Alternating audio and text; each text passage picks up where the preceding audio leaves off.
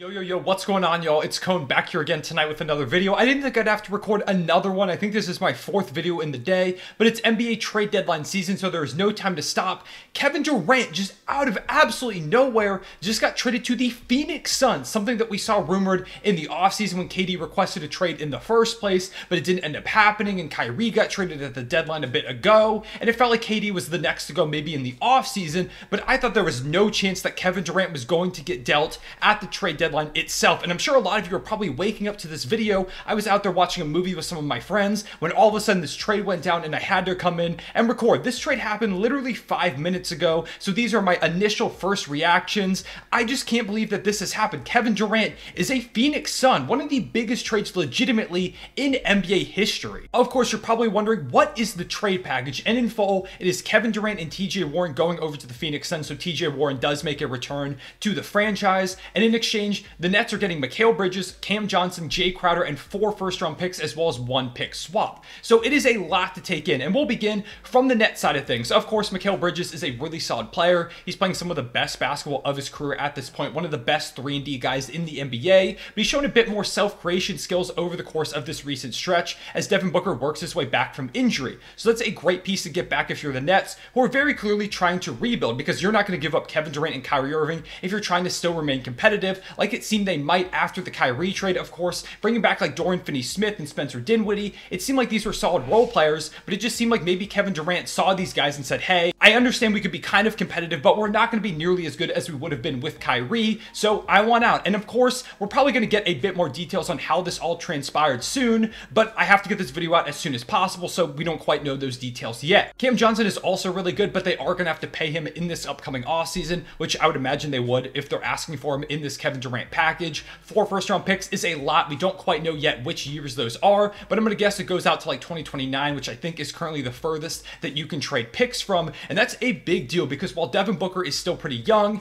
Kevin Durant is around 35 years old, Chris Paul, I believe, is 37 or almost 38.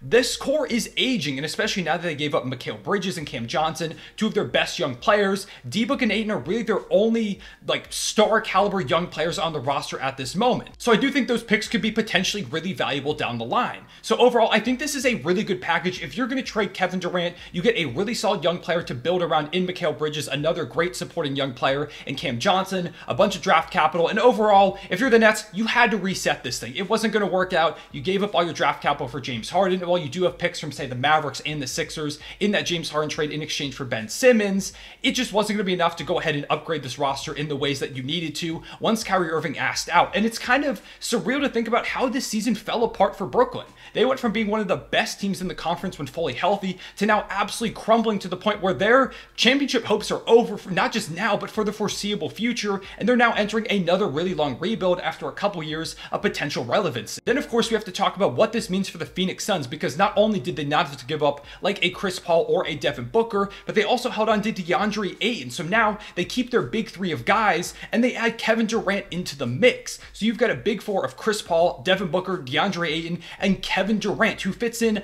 basically seamlessly on that team, adds a bit more offense, which has always been one of the big issues with the Suns, is that if their backcourt aren't producing at a high level, you don't have many other shot creators on the team. Now you have one of the, if not the single most, greatest scorer in the history of the sport on your roster in Kevin Durant, who still is one of the top 5, 6, 7, whatever you want to say, players in the NBA at the moment. At the very least, he's a top 3 scorer in the league. So you add him to the mix with Devin Booker, who's one of the best shooting guards, maybe the single best shooting guard in the league. Chris Paul has regressed a bit, but he still is a solid point guard and a floor general. And DeAndre Ayton, who now maybe the game will open up for him a bit more when there's more floor spacing with Kevin Durant and just another guy to take some attention off of him. This Phoenix Suns team is loaded in a Western Conference that is absolutely wide open. Obviously, this does take a big hit towards their depth, but I do think that when you think about the star power and the fact that the trade deadline isn't over, we still have around 12, 13-ish hours until the trade deadline as I'm recording and uploading this video, so there is still plenty of time for the Phoenix Suns to make more upgrades. There are players out there on the market that they could potentially bring in using some of their other assets, because they do still have more. I know they give up 4 first-round picks in a pick swap, but they've got some second-round picks. They've got some guys that maybe they could use the contracts of to match some other players. I still think there are ways to upgrade, but the fact that Kevin Durant,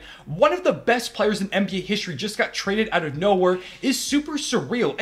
It speaks to just how exciting the NBA is. I mean, it's the greatest sports league in the world, in my opinion, because of moments like this, where you can see a top 15 player of all time in Kevin Durant get dealt basically out of nowhere. Like I said, the Nets were one of the best teams in the Eastern Conference when healthy like a week ago. Then Kyrie requests a trade. A couple days later, he's a Dallas Maverick. And without even requesting a trade, it seems like Kevin Durant is now gone and sent to the Phoenix Suns, who immediately become a championship contender. I was kind of hesitant on them. For basically years, I said that the Suns were one of the best teams in the NBA. As soon as they got Chris Paul, I said, hey, this team could be really sneakily good. And then they went to the finals. The next year, I said, this team is a championship team, and they lost pretty disappointingly to the Mavericks in the second round. So many people thought that they would make some kind of significant upgrade, and they really didn't. Of course, they had to bring back DeAndre in restricted free agency because the Pacers offered him that big deal, but they ended up bringing back DeAndre and basically kind of running this thing back, and it wasn't super exciting. I mean, Devin Booker got hurt, and he's missed a bunch of time, but even when he's played, this Phoenix Suns team just didn't seem very scary. But now they had Kevin Durant, and they might be the favorites in the Western Conference at this point. Like I said, this is all first knee-jerk reaction, so I don't know if I truly believe that, but they're absolutely in that conversation up there with like the Denver Nuggets, the Memphis Grizzlies, and some of the other teams when they get healthy. The Western Conference has been ravaged by injuries so far this season. Maybe even the Dallas Mavericks. We could potentially see a rematch of the Mavericks and the Suns, which already has so much history from it last season with that big Game 7, but now Kyrie and KD will be on opposite sides. That could be incredible. One of the most highly rated, probably, playoff series in the history of the sport. There are so many narratives coming out of this, just so much drama. We probably haven't even seen half of the drama that could go down between now and 3 p.m. here on the East Coast when the trade deadline actually hits. And even after that, there still is probably more drama to come because we don't always know all the deals. But yeah, I had to make this video. I had to give you my knee-jerk reactions. Let me know what you think about this. In my opinion, this immediately makes the Suns one of the top championship contenders, and it is a move they had to make. They had to do something drastic. When Chris Paul's getting older, Devin Booker, you know, if Chris Paul retires or just continues to decline and they fall out of championship contention, who knows how long Devin Booker wants to stay around. DeAndre Ayton is locked up long term. You had to make some kind of drastic move, and I love the idea of adding Kevin Durant here in Phoenix. It hasn't set in. Like, I'm looking at a jersey swap over here on my computer where I'm looking at the full trade details, and it doesn't look real. Like today, Kyrie made his debut as a Maverick, and that still hasn't set in. Now I have to think about Kevin Durant in a Suns uniform. It's just all so weird, but the Western Conference continues to get better and better through these trades. Of course, the Mavericks and the Phoenix Suns. Once again, I so hope we see these two teams in some kind of playoff series. It would be some of the biggest must-watch basketball that we've seen in a very long time. But yeah, let me know what your thoughts are on this trade immediately. I think both sides came out on top. I think this is a great deal for both teams. The Nets get a huge head start on the rebuild, while the Phoenix Suns get one of the best players in the league and immediately become a championship contender, something that I'm not sure if they were prior to the deal. With all that being said, I appreciate you all watching. Make sure you like and subscribe if you enjoyed. Hit that notification bell so you don't miss out on any of these videos. I'll see you all later, probably like 3 or 4 more videos in the next couple of days talking about the trade deadline, so make sure you subscribe once again so you don't miss out on those videos.